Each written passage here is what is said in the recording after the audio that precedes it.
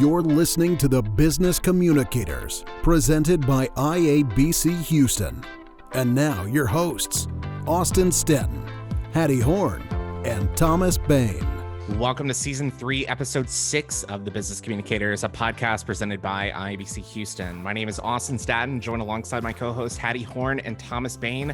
And you might see another new face on the screen, and that's Bonnie Caver, the chair of the International Executive Board for Iabc. We're going to get to Bonnie in just a second, but if you're not following the Business Communicators already, we encourage you to follow us on social media. Just search at Biz Communicator on all of our digital platforms. And if you want to send us comments, feedback, leave us an iTunes review. We definitely want that. So be sure to do that. And if you want to send us feedback the old-fashioned way, it's via email, podcast@ibchouston.com, or you can actually text us. And if you want to text us, you can text podcast to 713-360-0133. And again, that's podcast 713-360-0133. But Thomas, Hattie, really excited to have Bonnie Caver join us. And I guess we need to do a proper introduction for Bonnie.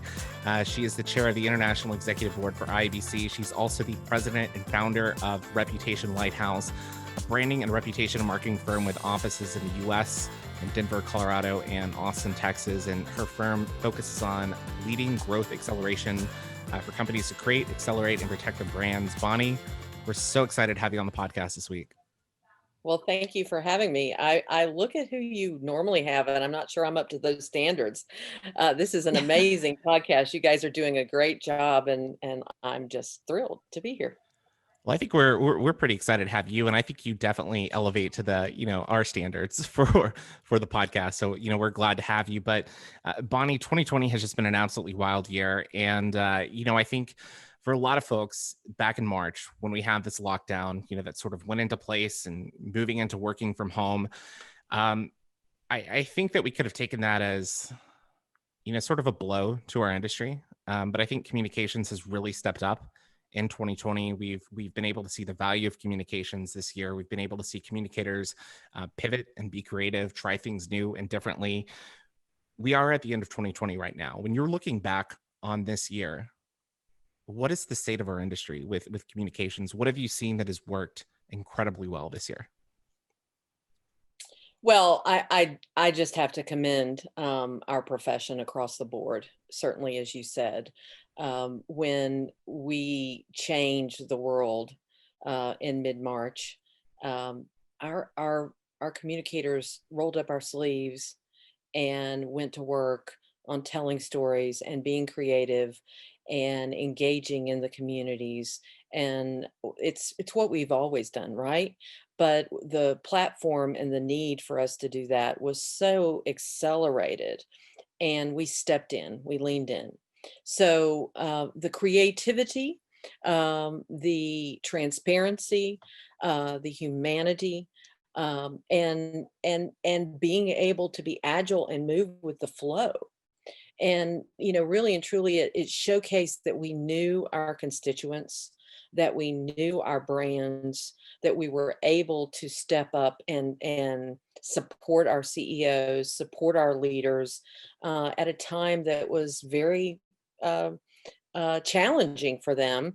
And I always say, CEOs are some of the loneliest people in the world, because they have to make such difficult decisions. And during COVID, it's been even worse. But they didn't have to be lonely, because they should have had a communication professional by their side. And those companies that did, I've seen them rise.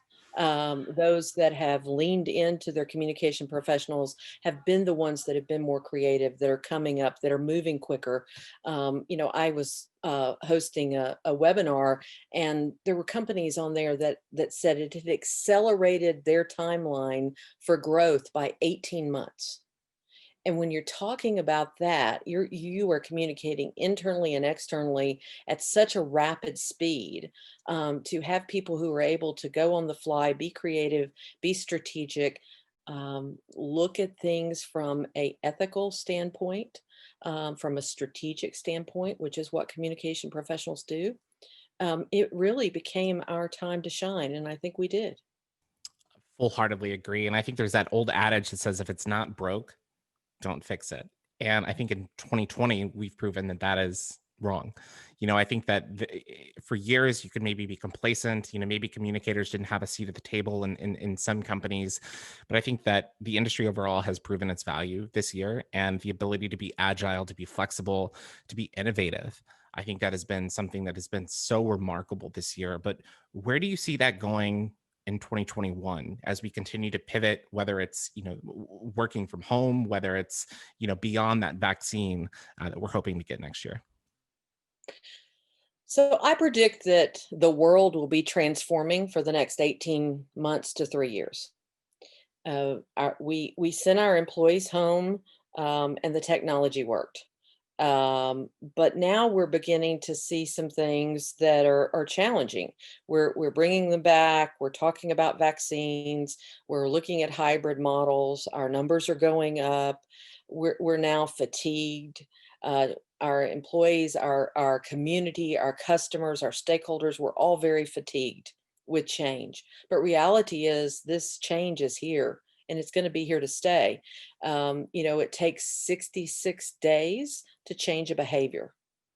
And we're at like 275 since we all started going into lockdown. Right. So all of our behaviors have changed. The way we buy, the way we order our food, the way we go to the grocery store, how we travel, how we binge. I mean, I just saw that Disney Plus met its 5-year goal this year. It's ahead by 4 years. And they're putting their foot to the metal today as well. Right, exactly. So, we have to step up to this challenge. And it's not just about, working from home, working hybrid, our stakeholders changing. Our world has changed. The USC Relevance Report says that business is no longer just about business. And communication professionals are needed to guide companies through that world today, where we have a convergence of business and social issues, a little more of an everyday occurrence. So I see that we're looking at cultures being challenged. We're looking at corporate social responsibility being challenged. We're looking at having to address social issues that in a way that we've never that corporations have never been asked to do before. And now we're asking corporations to lead. So this is all an opportunity for communication professionals. It's also an opportunity for us redesign communication within organizations and redesign it externally. When we look at the need for organizations to have the right information to the right people at the right time around a strategy, well, that's all changed. Those silos are different silos. The introverts are now leading the world because they're able to sit at home and be fueled. The extroverts are going, oh, I'm drained, I'm dying, I need my people. So we've all kind of turned upside down, and the way we communicate that is really important. I also think businesses and brands are going to be more leaders in telling a societal story. We saw that around wear a mask. We saw that around vote. Fauci has now asked corporations, he met with CEOs recently and said, we will only be successful with the shots if 75% of people take them. We need corporations to help encourage that. But now we have this challenge: do corporations require their employees to take shots? So we have all of this, communication flows through every single bit of this. So I say it's the rise of the communicator, because we will not be successful and companies will not be successful through this transformation unless communication professionals are sitting right there and helping lead. Because you deal with reputation and you talk about reputation quite a bit. And what do you think from your perspective about pharmaceuticals companies who've not always had a really good reputation, but now they're on the front line of creating a vaccine that may potentially give them more positive viewpoint? What do you think, in your perspective, they would have to do that once this starts to continue to rise to create a more positive reputation for themselves? Well, one of the things they've done is they've collaborated within their industry. And that's something that has really never, ever happened before. It's hard for any of us to collaborate across industries. We see each other as competitors, so we don't want to well, I'm not working with you. We're selling the same product, and ours must be better than yours, or whatever. But COVID has made us, and especially around the pharmaceutical industry, has made us be collaborative with government, be collaborative with the communities, tell the story. Never before have we been telling, or at least not with the kind of social communication channels that we have right now. Never before have we had almost a daily update on where a vaccine is in the FDA approval here in the US, or in approvals in the UK, or wherever the drug is being tested. Never before have we looked at a distribution with the kind of social channels that we have today. So they have, one of the things is that the transparency and the microscope is on them. So they have to be transparent and open and communicate openly in a way that they aren't used to doing. But I also believe this innovation is something that they need to work on going forward, because we are expecting, as consumers, we expect innovative things. And then finally, we're talking about pricing. And the biggest challenge with pharmaceutical companies has been the dollars, how much it costs to get our prescriptions. And so I think in order to continue, they have to be transparent, they have to continue to innovate and collaborate, but they have to do something about the pricing. And that's going to be one of the things that's going to be very important in their rise and continued rise in their reputation. As president of the world's greatest communications organization, how are professional organizations, specifically in the communications world, helping drive this change, or to help drive the profession, drive the industry, drive reputation management, all of the above? I know that's kind of a convoluted question, but you kind of get where I'm going with that one. So we have to be as innovative as the world. We have to change with the environment as the environment is changing. And certainly, I think for all associations, that is a challenge. For IABC, which I think you were alluding to as the greatest, right? For IABC, we have really been focused on helping our members look at where we're going, and supporting them through this process. And when I say IABC, I'm talking about chapters, I'm talking about regions, and I'm talking about headquarters. We've also been able to, what I think is the best thing that's come out of this in some ways, is we've been able to collaborate across the world. So I imagine you have listeners from all over the world right now. Because they have that opportunity, and we've opened those doors. I've attended sessions in, Vancouver. I've attended sessions in the UK. I did a happy hour in the UK. It was my noon, but it was a great happy hour. I know people are getting up really early in the morning and going to luncheons in Australia. So we have this opportunity to learn from each other in a way we've never been able to learn. In Victoria, Australia, they've in Melbourne, they've just come out of lockdown, and they have 0 cases.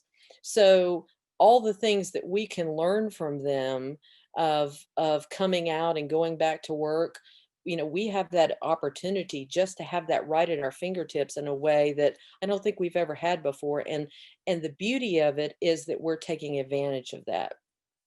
I think that IABC is the platform.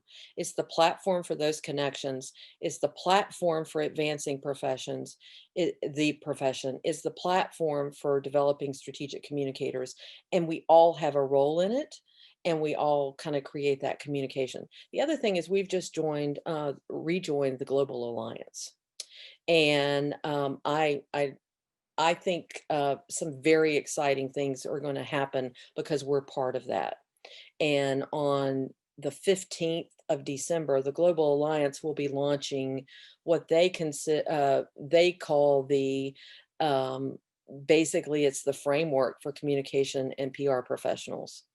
And it's really aligns to where IABC is and our global standard and our certification, but it also brings in some things that we haven't been talking about in a long time. It's very forward thinking. It talks a lot about reputation. It talks about brand. It talks about how communication is wrapped around that. And it gives us a voice in a global conversation at a level that we haven't had before. So I'm very excited about where we are in supporting our members and supporting the profession, quite frankly, whether you're a member or not. We're all in this together. Again, that comes back to this competitive thing. If we work together, we'll move the profession forward together. And we just have a role to play in that. I was glad that you mentioned the Global Alliance, because I was happy to see that the rejoining of it, because communications is so fragmented across the disciplines, whether it's external, internal, PR, marketing, advertising, executive presentations, the list goes on and on and on. I think with the Global Alliance, with the different organizations, it gives us that opportunity to do what you said with the pharmacies. Let's make friends. Let's figure out how to make the rising tide go all. So I'm really happy to see that IABC has rejoined that organization. It's exciting. It's an exciting time for our members. It's an exciting time for our profession, because it is our opportunity. But if you don't take advantage of that opportunity, then you lose it. It's a moment, and this is our moment, and we must work with others to rise that tide. Absolutely. And I loved what you said a few moments ago about, joining different calls, whether it's in Canada, the UK, Australia. I think that has been one of the coolest things throughout 2020. It's just realizing how important, the cell phone is, and being able to use Zoom, Teams, to be able to network and collaborate with people from all across the world. In fact, I've mentioned this before, but my mentor is based in Australia. He's based in Melbourne. And I think that's wonderful. We chat once a month. And I honestly think that, 2020 has brought us closer together. But with that said, we've been very strong advocates on this podcast that what worked 5 years ago doesn't work now. What worked 10 years ago doesn't work now. Even now, what worked in 2019 isn't going to work for 2020 and beyond. And when we take that into consideration, IABC, we look at the numbers from members for IABC. And unfortunately, the last few years, globally, those numbers have fallen, whether it's due to economic times, whether it's due to, the pandemic. What is IABC's vision of keeping professional organizations relevant and actually continuing to grow and stop that bleed of membership loss moving forward as we get into 2021 and beyond? So that's interesting. We've been working on a strategic plan off and on since really since August 2019, and we had challenges with technology, and we pretty much had to put a stop to looking forward. We had to stabilize, and then we made a what I think is a significant transition to a association management model. And then we came back together at LI Leadership Institute in February here in Austin, and started talking about the future again. And then we were stopped with COVID. I think that we've restarted. The third time, hopefully, is the charm. And we're very focused on this strategic plan for 2025. And we're looking at, as a board, and also looking with our Council of Regions and our chapter leaders, such as you, we're beginning to look at what does this organization have to look like in 2025, not only to support our members, but to support our profession. And, it's, I love futurist, but it's still hard to look in that crystal ball into the future. I think the biggest thing that's going to be different is we're looking at we're having conversations with people who aren't members. As IABC, we have always worked really hard to take care of each other, but we talk to each other as well. We don't do a good job of talking outside of our organization. We don't ask other people why they're not members and why they don't attend our World Conference. The World Conference Committee going into this year has done a great job interviewing people who don't come to our conference, who've never come to our conference, and finding out what they would be looking for to come to the conference. So we're asking those kinds of questions. We're asking leaders and CEOs what is important for you and your communication professionals. Business acumen is huge, and we have to really talk about business results and how, as communication professionals, we're going to be delivering business results. It's not necessarily about the technology. It's not necessarily, I mean, I know we all have to know the technology and we have to lead our organizations through the technology, but the technology changes every minute. So the strategy and the connection to the business and purpose-driven organizations, all of this are new things. We have to look at at AI. We have to look at blockchain. We do have to look at what that's going to be. But really and truly, the biggest thing is we have to be a flexible, agile organization in order to be able to move as that happens. The other thing that is extremely important is that CEOs and HR professionals know what we do. And that they know about the Iabc career roadmap, and they know about ISO level certification, and they know that there is a global standard for communication professionals. That they know there's a difference between a communicator and a communication professional. And so those are things that we're going to have to really look at. But the biggest thing, and we're working fast, and I think we'll have something at LI in February, Leadership Institute in February, for all of our leaders to look at and say, this is kind of where we agree that we're going. But the biggest thing is we've got to stop navel gazing. We have to look out into the world, into the broader world, and look that communication professionals are going to look a lot different. We're going to be lawyers. I mean, we already are. Several are. We're going to be CPAs who've determined that they want to do communication for their profession. We're going to have people who come out with business degrees and are going to go into communication. It's a very different world, and we have to be prepared to at least react and be flexible around it.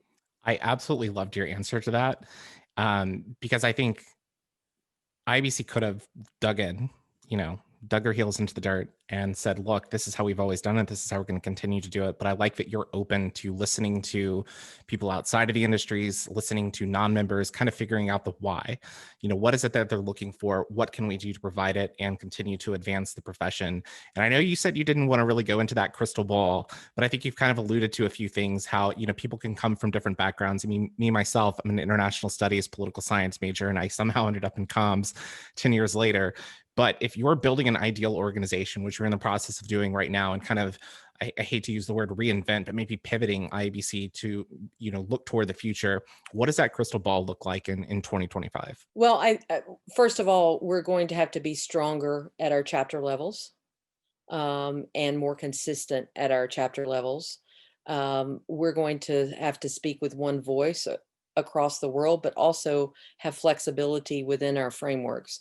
When the brand was created, it was really meant to be of IBC, led by Priya Bates, and I was fortunate enough to be on that committee.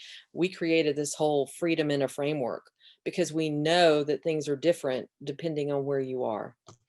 The other thing is we're going to have to be advocates, advocates for our profession, advocates for certain issues, societal issues that align to our members and align to corporations. And we're going to have to, I really think we're going to have to be leaders. And that's important to me because I think right now, and for a very long time as a profession, communication professionals have been followers. We have followed what the CEO told us to do, what the HR professional told us to do, what the CMO told us to do. And we weren't meant to be followers. We are leaders. We were trained to be leaders, but we got into organizations where the way the organization was set up, we were followers, and that's going to change. I'm not saying we're going to have a seat at the table, but we're going to be influencers. Not only we're going to tell people where to put that table, and I don't mean in interior decorating, but we're really going to say, no, that's not where you need to be going. Here's where you need to be going, and here's the reason why. We need to have that voice. We need to lean in. We need to step up. And I hope by 2025, if I'm looking at my crystal ball, that's where we are as a profession. If I was this, I always ask when I'm doing these things with my clients, I say, what does the future look like? If in 5 years we're sitting here talking, what would make you happy? What would make me happy is that when I go talk to a CEO, they've heard of IABC, that they are proud of what the work their communication professionals do, that they see that their communication professionals have helped move their business forward, and that we're considered leaders in the world. And if we can be doing that in 5 years, I would be dancing a jig. I think that is just a really great response in regards to CEOs and leaders looking at the organization in a certain way. I also like to say that we as individuals in the profession need to look at ourselves as doing that as well, because we do deserve a seat at the table. And as influence is also up to us to be able to convince those leaders and those businesses why we need to be there. And I believe they'll bring us on. Sometimes it's also how we look at ourselves. Like you said, we look at ourselves as followers. The discipline is a support discipline, has always been looked at, but that's because we look at ourselves that way. And I would love to see the chapters be able to work with us and provide those resources and information that help us shift our mindset much, much more, so that we are able to do that, as a convince. Because when I first started with IABC and I came on, I wasn't that impressed at first, because I always thought, well, I don't know if this is for me. I don't see anything that is helping me or, can do for me. But that has changed over time when you bring individuals such as Austin on board, who's innovative and he has fresh ideas and thoughts, and that's the same thing. So that's why I'm back. And I'm not a bedside member anymore, sitting on the sidelines. I really want to be active.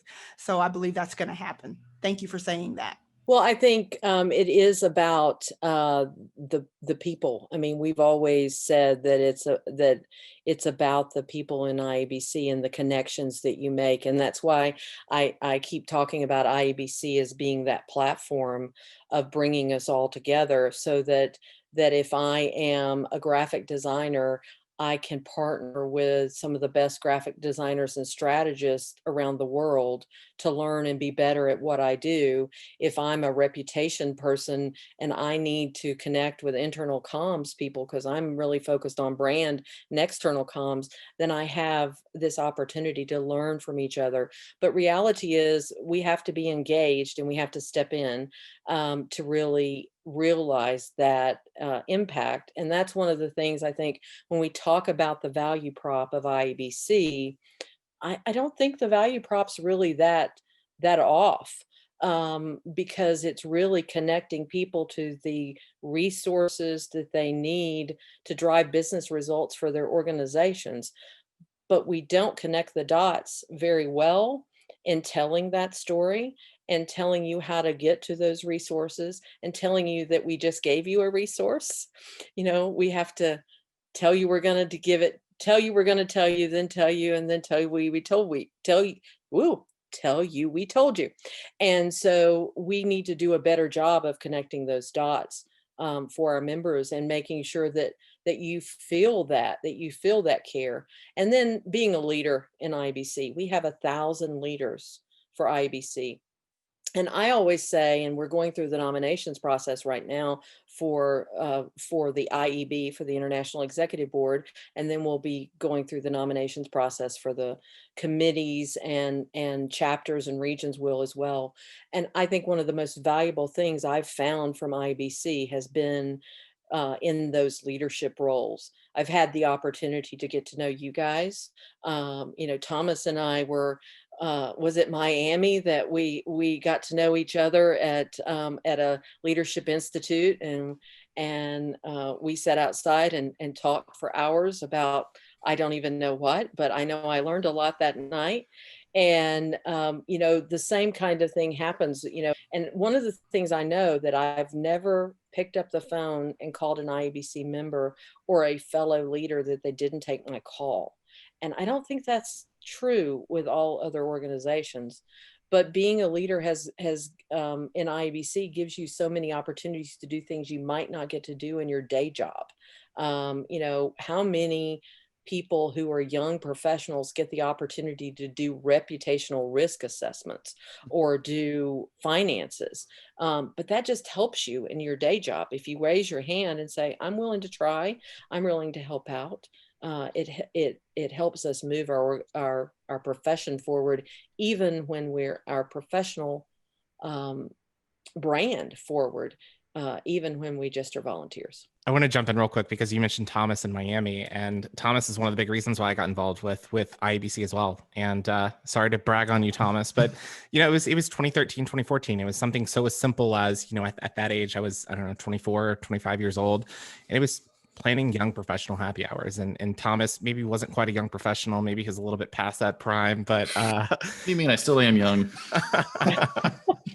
But it was so great, just to be able to have genuine conversations with people that were outside of, the company that I worked for, and to be able to develop those relationships. And I think that's one of the, the special things with IABC is that relationship, that networking, not only at the local level, but the international level. I mean, I can't tell you how many different calls I've had with, people in the Netherlands. We've had Michael Nord on the podcast before. We've had Mike Klein, both Europeans. And it's just, I don't know, it's so great. So hats off to you, Thomas, for all of that. And I was going to say, I think it was 2012 in Miami at the little restaurant right there overlooking the pier. And we were picking our brains because we were talking social media. And it was when social media was just, it had been around, 6-7 years, but it was really starting to take hold. And you had that whole line in the sand of communicators saying, no, we don't like it because we can't control the message. But then you had all these influencers out there who were controlling the message and your frontline workers making the messages. And so it was a real interesting conversation. It's almost like full circle because I think we're going to be talking about influencers later in this podcast today. And yeah, Bonnie, I think you hit the nail on the head about what drew me to IABC was I was a PR person. I did that for a little bit, then went back to school for statistics, but I realized that I wanted to get the full breadth. I wanted to make sure that I was able to pick up the phone and call a PR person or an internal, external comms person, or pick up the phone and call a website designer.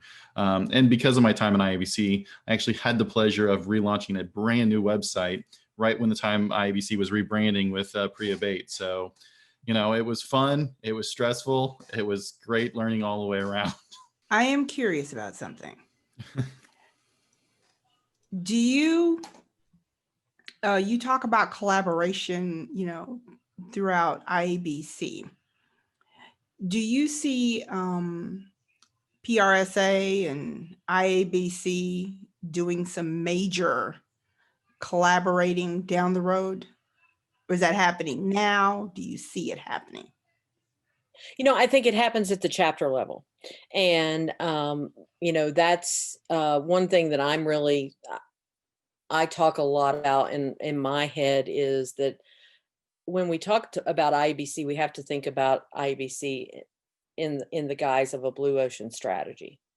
And that means that we're not going head to head competition to competition, what are the feature sets with AMA? What are the feature sets with IABC? What are the feature sets with PRSA? What does PRISA look like? What does ECAD look like in Europe? We cannot be successful by continually looking at the feature sets. We need to look at what IABC offers and own it. And when I think of IABC's our Blue Ocean strategy, I think of things like the global standard, the career roadmap, business acumen, ISO level certification, local to global organization. We're delivering locally to globally, and our awards, which are a measurement level. Now, other people have awards. Other people have some sort of a career assessment, but they don't have all of those pieces together. And I just noticed that CIPR, which is out of the UK, has said we're global. But in reality, they are global, and they do have members. Basically, they have members who are in countries around the world, but they don't have chapters who are delivering locally. So that local to global is really, really important to us as an organization as well. But as we do this, and as we own what we are as IABC and our Blue Ocean strategy, we're not going to be worried about competing with others. We're going to say, this is what we are. I do believe that there'll be some organizations some people who will join multiple ones. I have been a member of PRSA in the past. I have been a member of AMA in the past. I have been a member of BMA in the past. It's what is right for me, but I never left IABC. IABC was always my home. And I may join other organizations to get something else out of them, but IABC has always been my home. And we need to be welcoming to anyone in the profession. And I will say that we are partnering. One of the best DE&I sessions I've been to all year was in Detroit, and it was out of our Detroit chapter in collaboration with the Detroit PRSA chapter, and it was one of the best sessions I've been to all year. So I think there's opportunities for that. I don't know the number, but there's over 1 million communicators in this world, so there's room for all of us, right? So we just need to determine what our flag in the ground is and wrap that maypole around it and say, this is where we are. Come join us, but you're welcome whenever. Some people will make it their home, and some people will come and go, and that's okay. I think that's a great way to wrap up our segment with you, Bonnie. And really glad to have you at the lead of IABC and chairing the International Executive Board. I think you've done a great job, and I think you're a great spokesperson for communicators in general for the organization. And so keeping on as we head into 2021. But for those listening, if you want to join IABC, you can head over to iabc.com or join through your local chapters. But really encourage you all to get involved, especially at the local level. I think you can kind of own in your skills a little bit more, that you can take that into your full day-to-day job. And if you're already an IABC member, you've been an IABC leader, I'd encourage you to apply to be a part of the 2021-2022 International Executive Board, the IEB. I believe applications for that must be submitted by Monday, January 18th before midnight in 2021. So Bonnie, before we close out, if there are any listeners out there maybe interested in following the work that you do, or maybe asking you questions, what is the best way for them to get in touch with you? So you can follow me on Twitter at Bonnie Caver, CAVER, or link in with me. I'm more active on LinkedIn than I am on Twitter, so please link in. I definitely follow her on LinkedIn. I didn't realize that we weren't connected, and so that's I know. Yeah, it was like 2 to 3 weeks ago. That's how we ended up getting Bonnie on the podcast. But Bonnie, it's been so great to chat with you over the past 35 minutes, and we hope that you have a great holiday season, and look forward to seeing you hopefully in person at an IABC event in 2021. Yes, same to you guys. Thanks for having me on. You're listening to the Business Communicators. So we hope you just enjoyed the interview with Bonnie Caver. Great insights. I think she's a great ambassador for communications professionals. And let us know what you think of the interview with Bonnie. Drop it, and whether you're seeing this on social media, drop us some comments, leave us a 5-star review on iTunes. Let us know. Or again, you can text podcast 713-360-0133. Let us know what you think. I thought it was, a great interview. Hattie, Thomas, what were your thoughts on the conversation? I thought it was a great conversation. I thought Bonnie shared some really great nuggets, some really good information about, IABC. I loved when she said that IABC is her home. You can be part of any organization, but it's her home. I love that. And talking about the strategy for IABC and how, what it will be like moving forward. That's really important for folks to be able to hear that. I like the fact that she's kind of adjusting a little bit from the past, not just IBC, but all professional organizations of it's us versus each other, each organization's against each other, trying to attract numbers, where reality as a group, we need to all work together as communicators to earn that seat at the table, to earn that reputation. And I've always said is if you want to specialize in one aspect, facet, go join those organizations, whether it's a CPA organization, whether it's an architecture firm, whether it's a law firm, or whether it's public relations or advertising. Join those to get your real core group, but then think broader as we start to earn on the seats. You have to be a member of multiple organizations or be active in multiple organizations, not necessarily a member. But I think that's a great pivot for IABC, and us joining the Global Alliance is also a very good thing. So thank you for our sponsors, IABC Houston, Pierpont Communications, and Mike Kantz and Company. Yeah, thanks to Chris Mike Krantz and Pierpont Communications for sponsoring the show. We couldn't do it without them. And one of the things that I liked about the conversation with Bonnie is that she was wanting to push forward, wanting to innovate, wanting to highlight the creativity within the organization. And I think that's so important as communicators, is to always push the envelope, never be complacent with what you're doing. And I think one of the people that probably does that best in the content creation space is actually David Dobrik. And I'm not sure if you guys saw the news this past week, but for those of you that don't know, David Dobrik, he's one of the biggest content creators out there on YouTube, TikTok, basically all of these platforms. He's kind of known for giving away Teslas, and he's done a great job with, brand sponsorships and endorsements, but he decided to do things a little bit differently this time. He actually created a puzzle.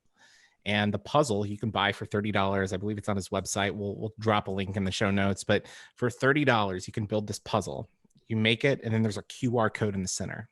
You grab your phone, you scan the QR code, and you can win anywhere from 25 cents to $100,000. And it has completely taken the internet by storm this past week, with people, wanting to risk, maybe gamble that $30, not only to have some fun, some enjoyment, to build a puzzle with friends, family, but for the possibility of maybe winning 100K. Is this genius marketing for David Dobrik? I think it is. He's a very well-known entity in the social media place. I think if I also remember correctly, that TikTok is paying him to move away from YouTube and onto the TikTok platform. I think reading some of the notes about how many puzzles he sold in the first 24 hours is just mind-boggling. But it shows you the power that social media has for anything, whether it's to sell your product, to change an idea, to start a movement. And also in the news was the Facebook going under the monopolistic thing. And I'm torn when I hear that, just because it's a communications platform. Members don't sign up to join it, but advertisers do.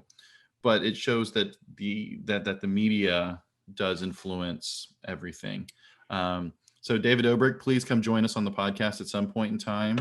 I'll complete your puzzle, maybe. You can, even though it ships December 21, the game doesn't end until March 31st or whenever they sell out. So, and it's a pretty difficult puzzle. So I'm kind of intrigued, given the fact that I could win from 25 cents up to $100,000. It's almost like playing the lottery, just in a different way, in a little bit more complete way. So what do you have to lose? I mean, it's cheaper to buy lottery tickets, but if you want your mind challenge, go ahead and get this puzzle, right? Come on. Well, you know what we could do? What we could do is our first episode that we record live in person, we can live stream us doing this puzzle, and we can write it off, saying that it's for. Ugh. We could say I'm that game. it's for. Oh, I see what you did. Saying it, I'm game. Well done. Very, very, very punny. If it was, Hattie. But one thing that I did want to kind of discuss on this David Dobrik news is, he's done a really good job in his career of partnering with brands. And I saw a question posted by Ian Borthwick on social media this week, and he was trying to predict what 2021 would look like. And he's worked a lot. He's done a lot of brand deals with David Dobrik with SeatGeek. But he posed a question on whether or not influencers should take equity deals with companies, or maybe just like a one-off check, if they're doing some sort of like sponsor post. Hattie, do you think maybe that equity play could just be breaking the ceiling for, these influencers moving forward in 2021 and beyond? Sometimes I also think it's a wait and see, depending on the individual and who is considered an influencer and at the time, because some people are popular for certain things, some people aren't. The one thing I really like about social media, it gives people an opportunity to get exposure, make money. Why not? They could be doing so many other different things. But as for the equity in it and things such as that, let's just wait and see how that, you got to give it time. So I found those numbers. It's 17,000 puzzles in the first hour. What? Yes, at $30 a piece. That's wild. And he has 14 million followers. Yes. Oh my goodness. As for the equity thing, this is where I think the brands realize that they have to be offering some sort of equity or ownership in the company, because looking through just coffee's the number one influencer commodity. Coffee is a commodity into it. And, you wake up early in the morning, you have to drink coffee. It's a commodity. It's a necessity. And you see these influencers who were promoting the Dunkin' Donuts or the McDonald's coffees or et cetera, creating their own coffee companies. And so I think it comes down to, do we want to try to help them push our product and keep them from creating their own? Or does it want to make them want to work harder for us because they're getting a penny a product or whatever it boils down to it? This also makes me wonder that if we're starting to hit a bubble in this influencer marketing, because so many times if you work for a major corporation or anything that's a consumer-based thing, hey, can you sponsor this event? Hey, can you sponsor this event? Hey, can you sponsor this event? And having friends who worked in the sponsorship thing, they were getting hit up for all sorts of stuff that never materialized. Oh yeah, we're going to have a concert. It's going to have 100,000 people there. And it has 10,000. There was a concert probably about 5 or 6 years ago up in the Humble area, I think, outside of Houston, that the artists on stage were like, man, I feel like I'm playing for a backyard barbecue, because there was nobody there. And so does this have to kind of lower that buying threshold, saying, okay, instead of giving you $50,000, we'll give you $10,000, but you'll get a percentage of the sales? Or are there starting to be guarantees in there? Or are we just hitting the bubble of the influencer marketing that everybody's an influencer? Well, I know that's one thing that is something that we've spoken about at Iabc Houston with local events. We had an influencer, Emily Heron. She runs the Instagram account Champagne and Chanel. I think she's got 1.1 million followers now. I think when we had her at the IBC luncheon, she was probably around 400K. And then we also had Jen Cannon, I believe is her name. She is she works a lot with brands during South by Southwest, and she said that the big issue is, some of these smaller influencers, they might claim that they have 100,000 followers, 50,000 followers, but some of them are bought. They're not actually getting that engagement. So I think you've got to look at it as a difference between people that think they're influencers and people like David Dobrik who are influencers. I mean, you mentioned 17,000 puzzles sold in the first hour. That's more than $500,000. I mean, he's already paid for that 200 or that $100,000 giveaway. within the first hour. So I think there are people that can move mountains when it comes to posting on social media, and there are others who think they can, but don't actually have any, real weight. It comes down to those, 1,000 true fans. And can you build those 1,000 true fans that can actually create a movement, create a platform? But we look at some of these numbers that are being thrown out there on social media. Charli D'Amelio, she is, the biggest TikToker in the world. She's got over 100 million followers on TikTok alone. For just one sponsored TikTok post, she charges over $100,000. I mean, she's building an empire. She's 16, 17 years old. She's mind blowing. I'm not mad at her. I'm not mad.